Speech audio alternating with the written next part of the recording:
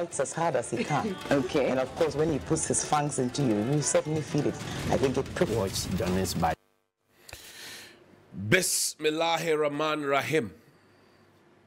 Alhamdulillah Rabbil Alameen. Hasbanallahu wa ni'mal wakeel.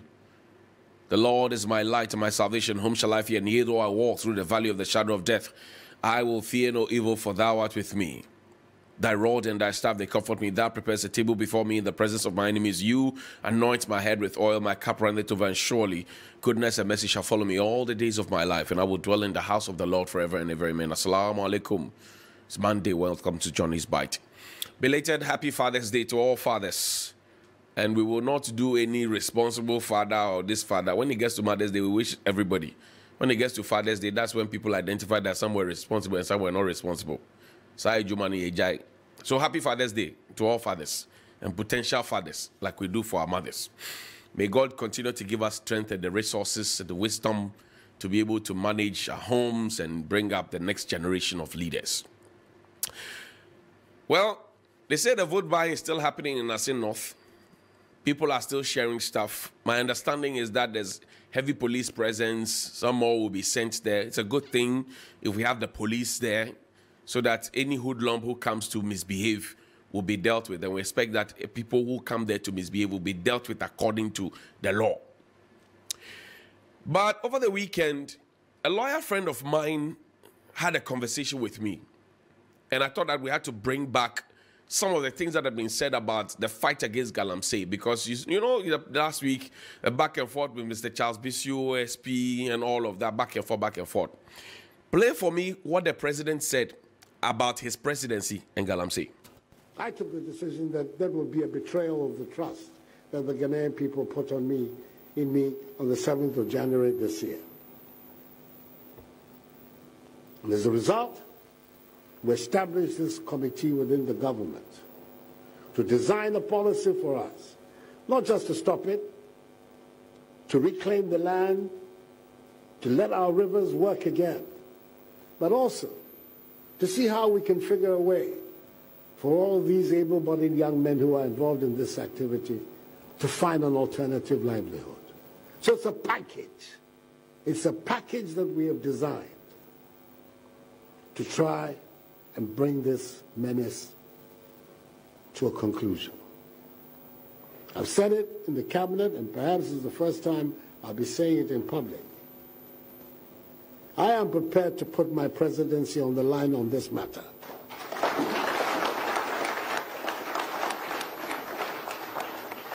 I've heard it being said that I should be careful. Many of these people voted for me, and if I continue this exercise, perhaps they will not vote for me again. If by the grace of God I'm in a position, my party allows me to go again, and I have the health and everything to go again, that I'll not get it again. And I'll say to myself, well, this is a choice that all of us have to make as human beings.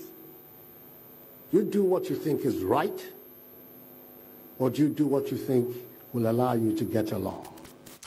That was President Akufo-Addo. I am prepared to put my presidency on the line. Did he finish the preparation? Did he actually put his presidency on the line?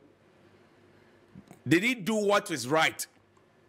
Because we understand that there's a report that was sent to the Chief of Staff for the information of the president by Professor Kwabena Frimpong-Boateng 2 clear years after we heard about it.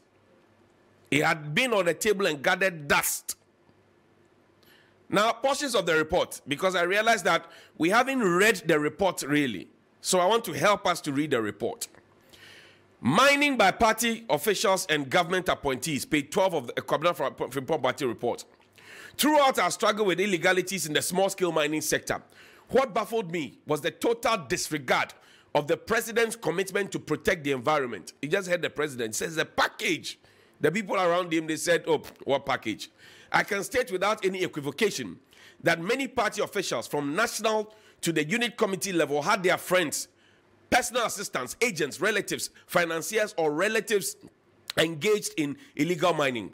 Most of them engaged Chinese working for them. I am not referring to party people who had their legitimate concession and were mining sustainably as they were instructed to do.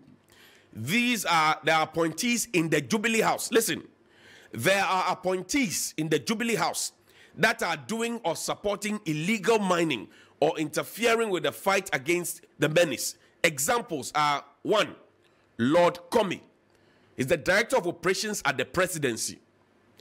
Charles Niteko Tego is a presidential staffer.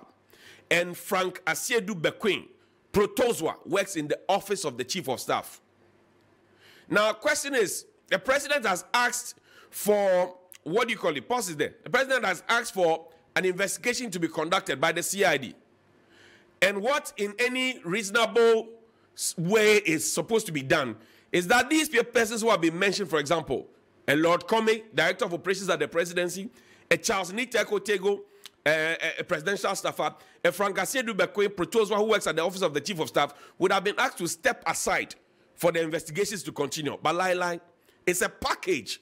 So the president is keeping them well packed in the presidency at the Jubilee House. Established miners who are members of sympathizers of the NDC. It is well known that in the small-scale mining circles, the NDC members and sympathizers were well established in small-scale mining, especially in the western region. They acquired several concessions in mineral-rich areas during the long periods of NDC reign. They had the money and other resources to not only sponsor NDC candidates, but also to support independent candidates in the supposedly strongholds of the NPP. This is what happened in Evaluate, Jura, and Takwa constituencies. In the Wasa East District, a former NDC deputy minister, who is also MP for the Wasa East constituency, has been actively mining in the Subri forest for years. When NPP party officials complained and the army component of Operation Vanguard was withdrawn almost 2 years to the 2020 elections. Listen, Operation Vanguard was withdrawn almost 2 years to 2020 elections. It's a package.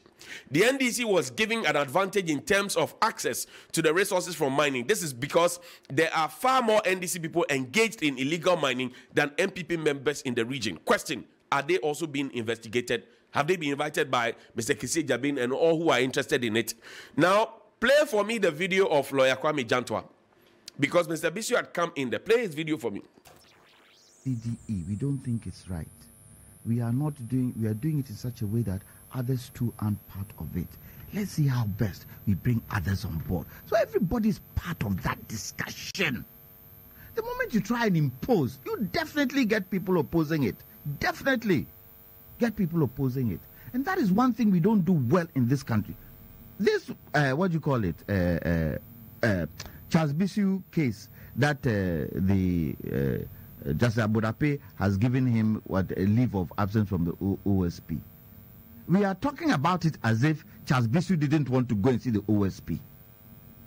But there's a case, substantive case of human rights. And he feels his human rights are being trodden on. And that case should finish before. And I called Charles Bisu. I called him. I said, Charles, what's going on? What's going on? This is what I hear. You are a wanted man. I said, do not allow your face to be dragged in the mud. Go. You have nothing to hide. You say you have nothing to hide. Go. Go. What is it? You go. They say they've arrested you. You bail yourself, won't you? So go. 24 hours later, he said he's prepared to go to the what you call. But he has a case in court. And for me, the judge is no stupid judge. The judge is no fool. The judge would have considered everything before coming out with what he came out. And he's an experienced High Court judge. High Court judge. So when we discuss these things, we should go into the nitty-gritties, look at what has been done, and if there are faults in it, yes, let's highlight the faults. But there are reasons to some of these things. Absolutely. The OSP, so far as I'm concerned, he should try as much as possible. I do not like what he said. And it's me, I'm nobody. It's my opinion. When he said he's the what? He's the what of the people? The soul. No, he used another word. Conscience. Okay. Conscience? Did he say conscience? Yeah, he did. The conscience and soul of the people. Do you know what that means? Do you know what that means? Go to the Bible. It's in the Bible. Go to the Bible and see what that means. What kind of cases has the special prosecutor been able to prosecute till date? What kind of cases? Let us all sit together. Look. And that's the question that Lawyer Jantua is asking. Simple question to the OSP. Now, go back to the report. On Saturday, the 8th of February, 2020, Mr. Kojo Nkrumah, the Minister for Information, assembled a group of journalists from both the NDC and MPP affiliated media houses at the Forest Hotel in Dodowa to discuss a strategy to bring me Kwabena Frimpong Boateng down. While they were there, a journalist from among the group called a friend of mine, also a journalist, and informed him about the plot that was being hatched. He further informed my friend to watch out for headlines in some newspapers in the days following the meeting. On Monday, 10th February, 2 days after 2020, the Informer newspaper, whose editor was at the meeting, had a banner headline on its front page as produced below, and it's there. As if this was not enough, on Thursday, 13th February 2020, at the 71st cabinet meeting, Mr. Nkrumah, in his regular report to cabinet, talked about news that was trending in the week. The first thing he mentioned was Frimpong Boateng and 500 missing excavators. It must be noted that Mr. Nkrumah, as Minister of Information, was a member of the IMCIM, and he never called me to find out what I knew about the missing excavators, but he found it worthy to magnify it in press and also present the falsehood before cabinet for reasons best known to him and his conspirators.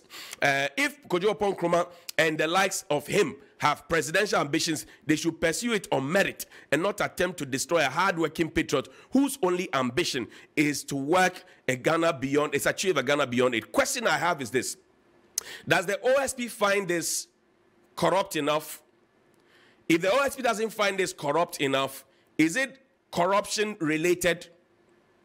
And is influence peddling corruption related? If indeed what Professor Frimpong Boateng is saying, and the meeting indeed was had, and the publications were done, and that report came to cabinet, and those things were said, shouldn't the Office of the Special Prosecutor be investigating? And I ask again, the people who have been mentioned in the report, we are told that the investigations are ongoing. Shouldn't they be asked to step aside?